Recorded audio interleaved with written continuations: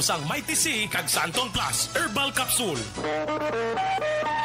Action Radio Philippine Standard Time, Lasar 3. Oras ginadulong sa kaalwan sang Tando I Light. Tando I Light, ang gaan pag may kasama. This time check is brought to you by Coke. Coke with Meals. Buksan ang magic ng Pasko with Coke.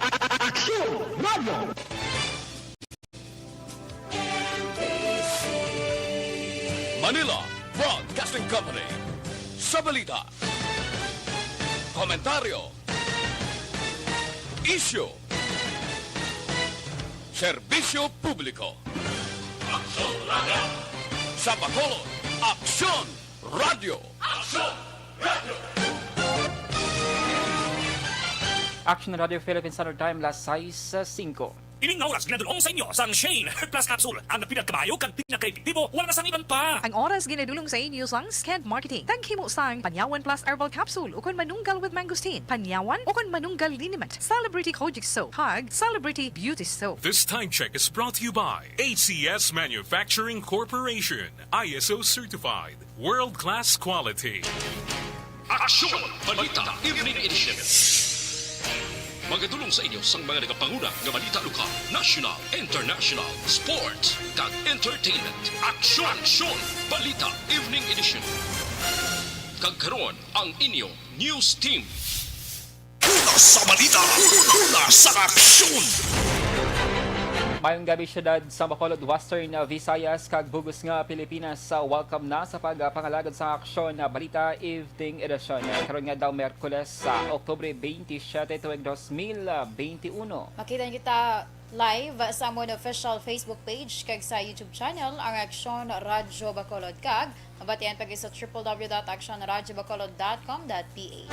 Kaming inyo mga tagbalita. Aksyon and Defense. Kag Action Dale Salazar para sa mga headlines sa una kita sa mga balita lokal. Subject sa warrant of arrest sa syudad sang La Carlota nakapalagyo. Issue sa mahal nga presyo sang abono ginapaagtuhan ni Governor Lacson sa Gobyerno Nasyonal. Sa balita national, Octa Research Group na obserbahan ang significant hesitancy sa COVID-19 vaccine sa Visayas kag Mindanao. 10,000 pesos nga penalidad batok sa Noisans candidates suportado sang COMELEC executive. Detalye sang mga balita lokal pagkatapos gid lamang sini.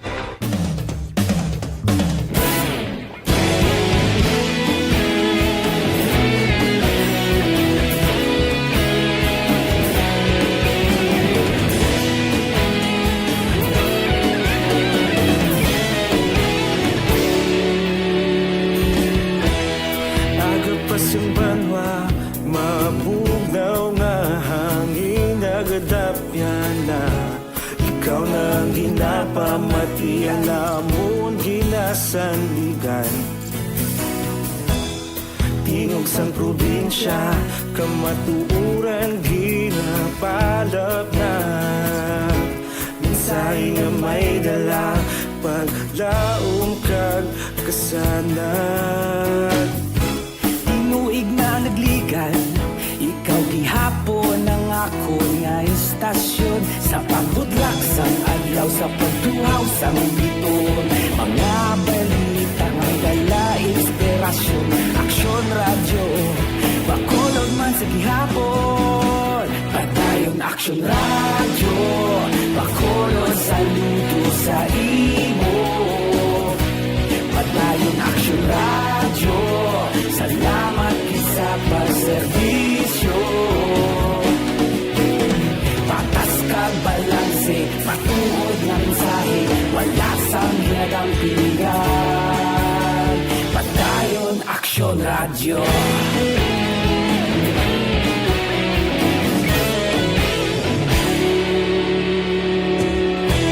Bacolod nun kag Negrosanon, inyong pamatian. Stasyon nga nagapalaplag sang kamatuuran. Mabakod nga prinsipyo, reporter handa sa serbisyo. Kahapon, karon kag sa gihapon, kita magapadayon. Tinuig na nagligan, ikaw gihapon ang ako nga istasyon. Sa pagbutlak sa sang adlaw sa pagtuhaw sa bituon. Mga balita na may dala inspirasyon, aksyon radyo, Bacolod man sa gihapon. Padayon aksyon radyo, Bacolod saludo sa imo. Padayon aksyon radyo, salamat kit sa pagserbisyo. Patas kag balanse, matuod na mensahe, wala sa ginadampilikan. Padayon aksyon radyo. Una sa balita, una sa aksyon, sa Bacolod Aksyon Radio. Una sa balita, una sa aksyon, sa Bacolod Aksyon Radio. Kita ulog na na'y saysay ang mga kaintangan. Responsable ang pagbalita, pagdayon na italak na. Malasig pero sigurado, aksyon na may dala pagpalanggan.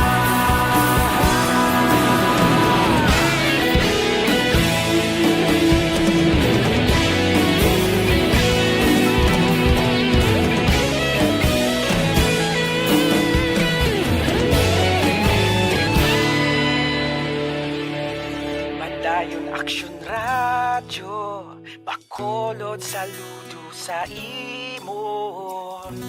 Padayon aksyon radyo, salamat kit sa pagserbisyo. Padayon aksyon radyo, Bacolod saludo sa imo. Padayon aksyon radyo, salamat kit sa pagserbisyo. Patas kag balanse, matuod na mensahe, wala sang ginadampigan. Padayon aksyon radyo.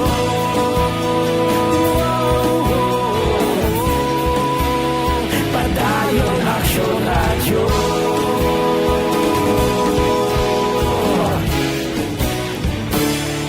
Padayon aksyon radyo.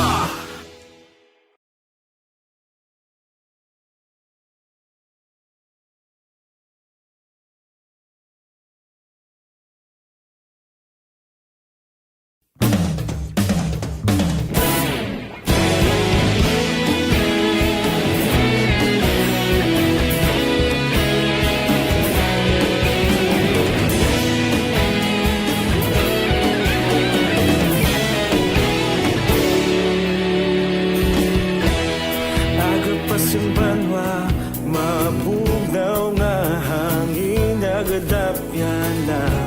Ikaw na ang ginapamatian namon ginasandigan. Tingog sang probinsya, kamatuuran ginapalap na. Minsay nga may dala, paglaom kag kasanag. Tinuig na nagligan, ikaw gihapon ang ako nga istasyon. Sa pagbudlak sang adlaw, sa pagtuhaw sang biton. Mga balita nga dala inspirasyon, aksyon radyo, Bacolod man sa gihapon. Padayon aksyon radyo, Bacolod saludo sa imo. Padayon aksyon radyo, salamat sa pagserbisyo. Patas kag balanse, matuod na mensahe. Una sa aksyon! Action Radio Philippines, Standard Time, lasay sa 13, kagkaron sa detalye na sang mga balita lokal. Pilaso ng saka pulis matapos ginaligar nagbatong sa kalalaki nga subject sa pagserbes ang warrant of arrest sa may last block Uriarte Subdivision Barangay 3 sa poblasyon sa may syudad sang La Carlota Negros Occidental kinasang kagahon. Nakibot na lamang pila ka mga pumuluyo sa lugar sa inaasod-asod nga linok panay nga nabatian. Ang warrant of arrest ang gini-issue ni Calatrava Presiding Judge Charmaine Mascardo bato kay Arquelito Dumipig nga may kaso nga attempted homicide kag nakapalagyo matapos ginaligar nagbato sa operatiba. Napilasan sa mga operasyon ang isa ka police corporal sa di naigo sa tuong kamot kag karon ginabulong na sa hospital. Pungod naman nga wala ginhingadlan sa kapulisan ang pilason nga pulis. Sa karon nakakustodiya sa kapulisan ang duwa ka mga kababaynhan kag anom ka mga minor de edad nga yara man sa puluyan sang natabong insidente. Na-recover sa kapulisan ang isa ka M1 Garand rifle, isa ka kalibre 38 nga revolver, 4 ka rifle grenade, isa ka hand grenade, 2 ka sachet sang suspected shabu, isa ka improvised 2/3 kag mga dokumento. Samtang padayon naman ang hot pursuit operation sa Bacolod City Police Office sa batok sa suspect. Ginpahay ni Police Colonel Thomas Joseph Martir ang OIC sang BCPO nga si Dumipig ang isa sa mga suspect nga nagtiro kag napatay kay the late Police Staff Sergeant Joseph Nepomuceno nga sadto na destino sa City Drug Enforcement Unit.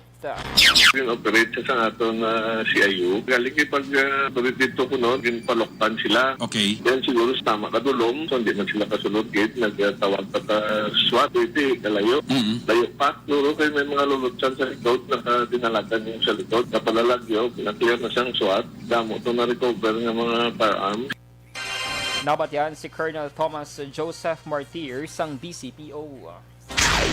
Sa iba niya balita lokal, gindayaw ni Bacolod City Police Office Director Colonel Joseph Martir ang mga operating units kag personnel sa BCPO matapos ang maayo ka performance sa anti-criminality campaign. Sa press release, umpisa Oktobre 18 to 24, naglabot sa 289,662.52 pesos ang balor sang shabu nga ilan na recover sa 19 ka mga police operations nga ilagin patigayon kag magresulta man sa pagka-aresto sa 28 ka mga street level drug personalities lakip na ang isa ka minor de edad. Sa campaign against wanted person naman 19 ka mga police operations ang ginpatigayon nga nagresulta sa pag-aresto sa 19 ka mga persona kag sa mga datos 4 diri ang ginakabing nga most wanted person kag 15 ang other wanted person.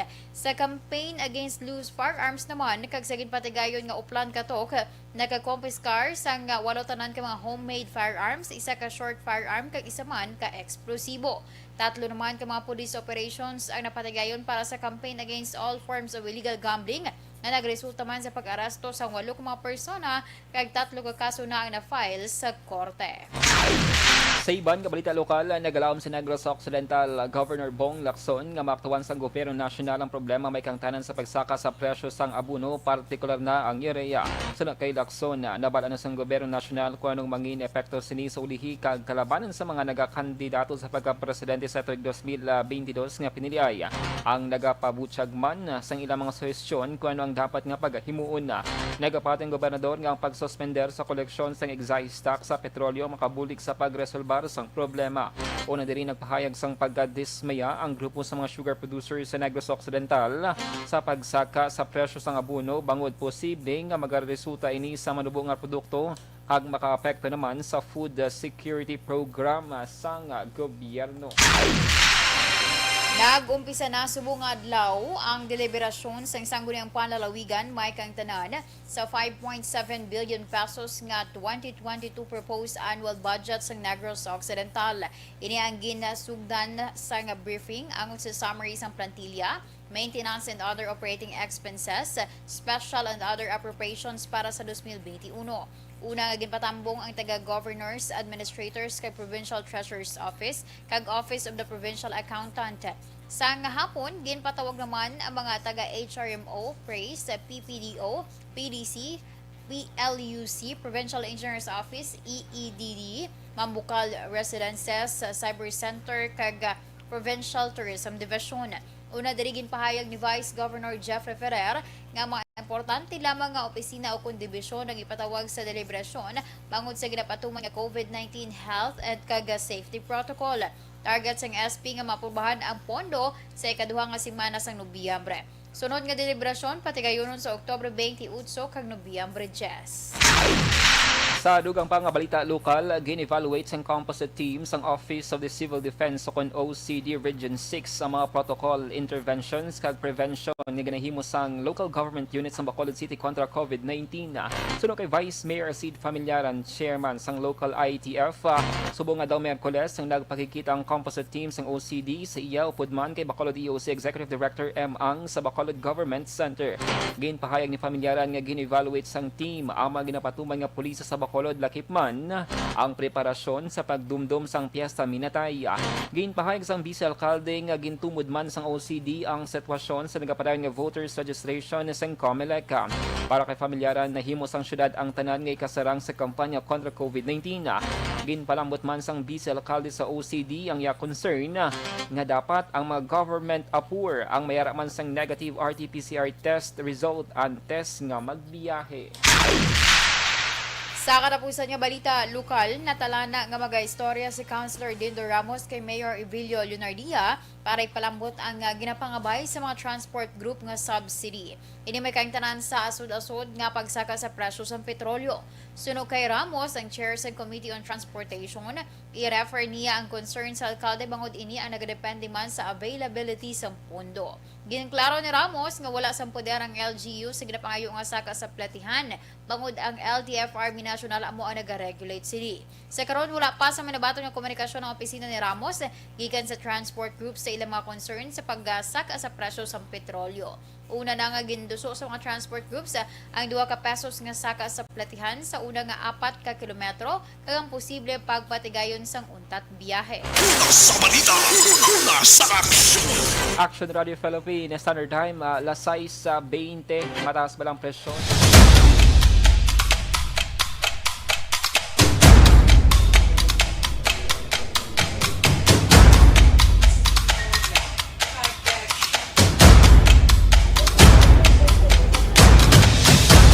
Isa kadako nga pagpanghangkat sa kabuhi sang kada persona ang ipabilin ang iya panindugan sa kabuhi.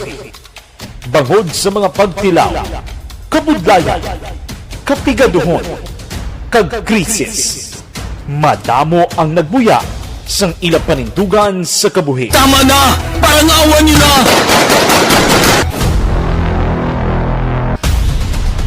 Apang ang DYEZ Aksyon Radio Bacolod sa sulod na sang 52 katuig padayon nga komitido sa panindugan nga mag-alagad.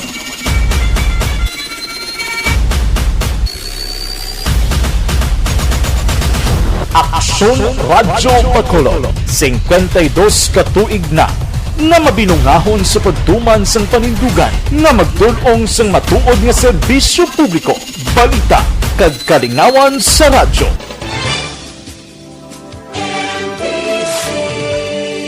Manila Broadcasting Company sa balita, komentaryo, isyu,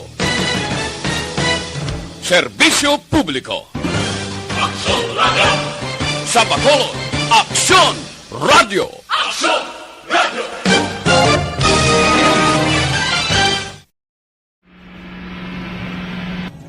Sa aton mga tagpalamati, liwat naman kami magadulong sa inyo sa mga sa sulod sang 5 kadekada, humalin sa tuig nga naangkon sang pungsod ang hirwayan gikan sa kamot sa mga matigos nga nasyon.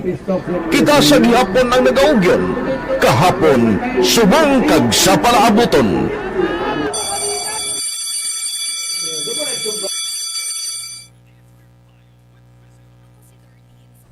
Yes, good evening sa mga ka-aksyon namon nga nag-monitor via Facebook Live sa DYEZ Action Radio Bacolod. And may good news kami mga ka-aksyon sa inyo bangod soon, no? Sa madali nga panahon, magabalik ang aton sini nga online fun games action-an dili lamang sa DYEZ. So amo na siya ang dapat ninyo nga bantayan kay magapanumbalik, no, ang paghatag kasadya entertainment kag syempre cash prizes mga ka-aksyon sa mga netizen naton nga permi nga naga-monitor, naga-share, naga-like, kag naga-comment sa mga Facebook post sang Aksyon Radio Bacolod. Kung saan ang aksyonan, tiyan mo na siyang balantayan bangod ginabalay na no ang mga plano, mga proposal kag di mga bag-uwahan nga mga games action-an.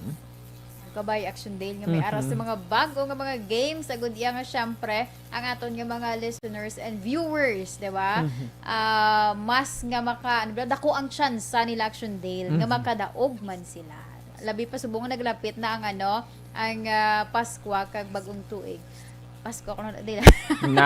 Hambaw ko gid action-an. Sige, good evening lang kay Maria Teresa Hofelenia.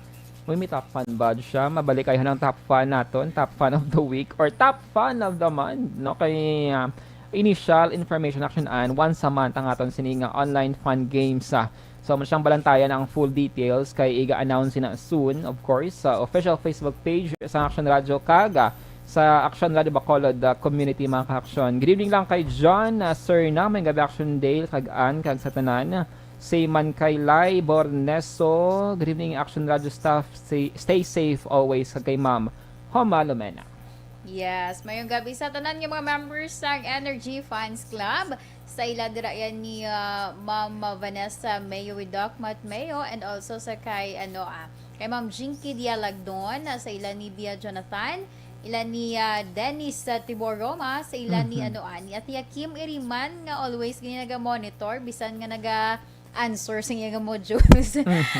Sige, kag syempre ang sa mga dra sa may DSB action na Dale kidakdamo ganda sa ila ang iban hindi ko na kun kay isa masag-ulo. Ikaw naman da. Yes, dira sa mga taga Barangay Bunga, good evening dira sa inyo sa Prudente family. Pandanon, DSB or Mursha Panaksinan. DSB. Amo na siya. After Mursha Pandanon, DSB. Ano guro Boundary. Boundary. Sige, good evening dira sa inyo and wait nyo lang ang final announcement. Si Inday Blaza, good evening. Pero ni Miss Athia Kim Arimano. Bata, pero amot kong pila na sa mga bata pa na siya. 13 to 15. Wow. May action-an kay bata pa lang gapamati ng mga balita. Kaysa uliti, basi mag-grow ang passion niya nga gusto niya man rin mangin newscaster, reporter. So, sige, study well dira kay Miss Athia Kim Eriman sa Banwasang Mursha, correct. Si Ma'am Yvonne Busher, nagalantaw action-an. Good evening dira sa imo kasi mo sininga pamilya. Nakabalik na siya sa Germany, wala pa? Though I think nagligad paghapit din nila do pila lang to pila lang siya ka days balik na siya. Sige, stay safe dira. Hey Ma'am Yvonne Busher. Basta nag-istorya lang nga lasala gali. Sige, mga ka-action sa mga live viewers din naton, padayon lang ang pag-invite since yung mga friends nga may kabayan sang ARB community. And sa liwat, ang purpose nila naton is kung may mga balita kamo dira, litrato, inspiring nga mga istorya, nga malabyan, or mga viral post pwede nyo dira i-share sa ARB community. Siyempre, kung sa iban nga mga media outlet, wala namon gina-approve ang mga caption kay sa iban nga media outlet gina-share man dira. No? So, exclusive lang gid sa Action Radio Bacolod. Kung may mga missing nga persona, dapat nag-require kami sang blotter report para official gid on record sa atong sining kapulisan. And same time, tiyan mo na, may mga admin posts like sa Action Dorel, nagalagaw-lagaw, ginashare naman dira, kag iban pangit nga maganap sa mga action reporters kag mga official announcements. Sige, standby mga ka-action para sa atong sining mga balita national. Ang elementary nga evacuation center na concern din baha man. Uy, dati pinagaman-amat kumansaka ang tubig. Actually, ikaw po hindi may kumataas na ang tubig. So, ulat natin nga pasuwat nga ng traffic to or nag-traffic dito sa sulod. Ang continuous rain ang nag-isang sa factor sa pagsaka sa sining tubig sa subong. Hunyo 4, 2021, sang formal na ginanunsyo sa Pag-asa ang panahon sa tig-ululan o rainy season sa Pilipinas. Gani, lauman ang maulaning nga panahon umpisa subong tuntog Nobyembre 2021. Ang Pilipinas sa mayar sang early warning system para mahibaluan ang lakat sang panahon. Gani, wala sang rason nga hindi kita makapreparar karon nga rainy season. Yari ang pila ka mga action tips nga dapat mo may baluan karon nga panahon sang tig-ululan. Kung nagapuyo sa lugar nga masabi ginabaha, mag-monitor sa balita para sa anunsyo sang Pag-asa sa lakat sang panahon. Isa sa pinakapos nga pamaagi para malikawan nga magsulod ang baha sa balay among paggamit sang sandbag. Ang sandbag ang isa ka sako nga may unod nga balas nga pwede ibutang sa pertahan o kung ginaagyan sang tubig para temporaryo nga makontrol ang pagsulod sang tubig sa inyong nga balay. Antes naman ng rainy season, dapat nakapreparar ka na sa pagkaon, flashlight, pito, kandila, hygiene kit, power bank, transistor radio, importante nga mga dokumento kag iban pa nga kinahanglanon. Ini ang dapat isulod sa go bag nga dapat ibutang sa isa ka lugar nga mapus kuhaon sa tion nga kinahanglan nga mag-evacuate. Sa tion sa pagbaha dapat butangan sang tape ang saksakan sa mga outlet kag ibutang sa mga taas nga mga lugar ang appliances. Kunyara sa evacuation center, dapat man nga ipatuman ang minimum health protocol, face mask, Nagabalik-balik balang himong hilanat nagasakit kag face shield kag social distancing batok sa COVID-19. Sa panahon sa tig-ululan, dapat man proteksyonan ang ikaayong lawas batok sa pila ka mga masakit, kang isang dengue, leptospirosis, cholera, typhoid fever, hepatitis A, influenza kag iban pa. Nagpanugyan man ang DOH kay pabili ng proper hygiene kay pag-inom sang limpyo nga tubig. Lutuon sang husto ang pagkaon para malikawan ang contamination. Maghugas sang kamot antes kag pagkatapos sang kaon kag matapos nga mag-usar sang banyo. Likawan man ang paglangoy o kon pagtubog sa baha. Kini sa Action Dale Salazar para sa Action Tips nga nagapahanong nga maghalong sa tanan nga tion. Ang elementary nga evacuation center na concern din baha man. Uy, dati ginagaman apat kumansaka ang tubig. Actually, ikaw po Yung medyo mataas na ang tubig, so ulat natin nga nga nag-traffic to or nag-transit dito sa sulod ang mga continuous rain ang nag-subject sa factor sa pagsaka sa sining tubig sa subong. Hunyo 4, 2021, sang formal na ginanunsyo sa Pag-asa ang panahon sang tig-ululan o kon rainy season sa Pilipinas. Gani, lauman ang maulan nga panahon.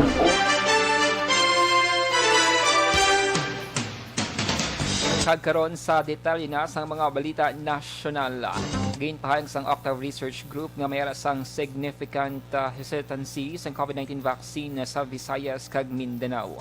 Sunod kay Professor Guido David sang ilagan survey ang vaccine coverage, ila nakitaan nga base sa datos sa may significant vaccine hesitancy sa pila ka mga lugar sa Visayas kag Mindanao, ilabi na sa rural areas kag nalakip sa socio-economic classes nga D kag E.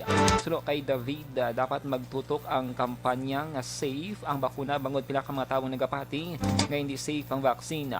Ginpahayag man sang eksperto nga nagapanaog na ang COVID-19 cases sa Pilipinas para sa oktang pagbakuna kang padayon nga pagsunod sa public health standards ang yabi para mapauntat ang paglaptas sang COVID sa pungsod.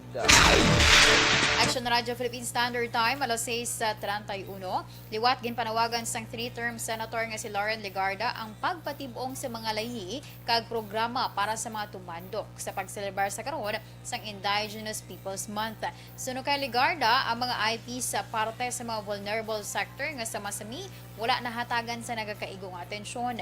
Sa isa ka mensahe, ginpalabot man ni Legarda sa mga IPs nga magluwas sa assistance nga nagikan sa NCCA, DTI kag PELFIDA para sa mga SLTs, Waving kag Dying Center, Sumungman Arts and Crafts Affair. May mga programa kaangay sang dule o kondole tupad kag dole pangkabuhayan, DSWD AICS, DSWD SLP, DTI SSF, TESDA trainings, DOH MAEP irrigation subsidy para sa mga IPs nga nagapanguma kag libre nga edukasyon. Nga ganyo man nilagarda ang gobyerno ilabi na mga LGUs nga pagpabaskugon ang information dissemination sa mga programa sa pangabuhian, ikayong lawas kag edukasyon.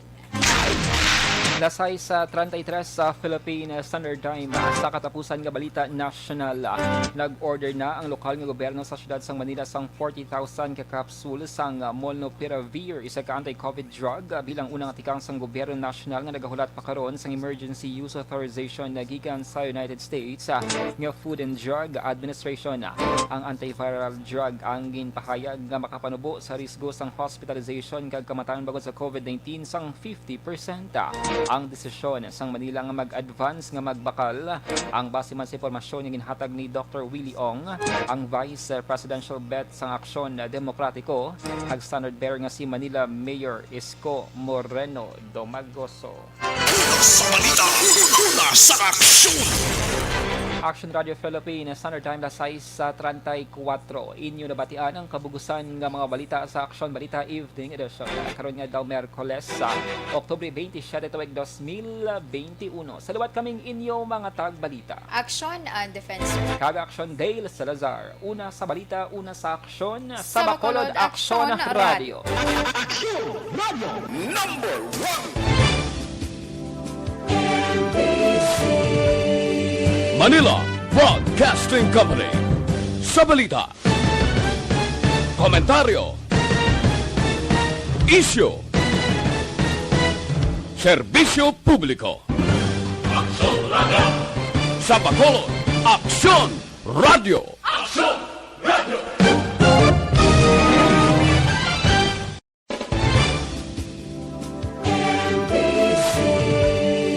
Manila Broadcasting Company. Sa balita, komentaryo, issue,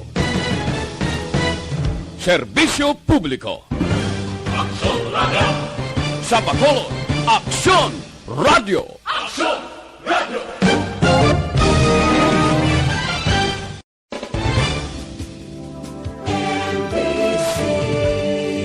Manila Broadcasting Company. Sa balita, komentaryo, issue, serbisyo publiko. Action Radio!